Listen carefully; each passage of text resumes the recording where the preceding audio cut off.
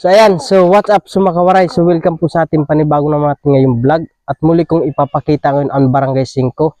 Isa ang Barangay 5 sa pinakamahirap na tubig sa bilang ng nasakupan ng Santa Margarita, Samar. So may papakita natin kung saan yung pinagkunan ng tubig at kung paano nila nagawa para may paahon yung tubig papunta mismo sa barangay. So ngayon, so dati kung napakahirap ng tubig at ngayon makikita nyo nandito na ngayon mismo sa kalsada itong tubig. So, let's go!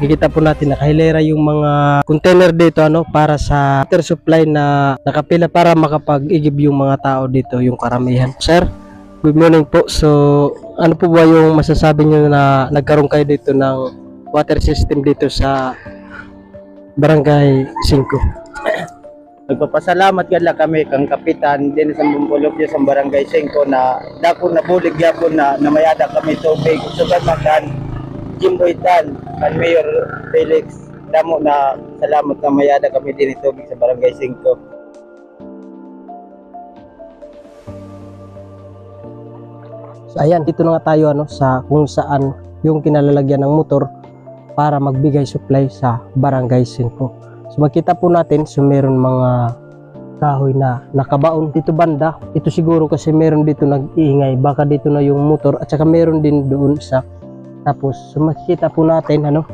so meron dito tali. Ito yung tali para sa yung motor at kagapang dito yung tali para hindi madala yung motor. Medyo madamo nga lang kasi kababaan lang. Ito yung tubo na ganito lang kalaki pero grabe yung tagas ng tubig dun sa barangay. So hindi po nagkukulang ng supply ng tubig mula dito. So makita po natin ito yung tubo at saka ito yung cable wire para papunta dun sa motor sa ilalim, magkaroon ng lakas ng pasipsip papunta sa barangay. So nakita naman natin yung tangke dun sa barangay na timpakan ng tubig mula dito dun linlagay at bago na isupply sa barangay.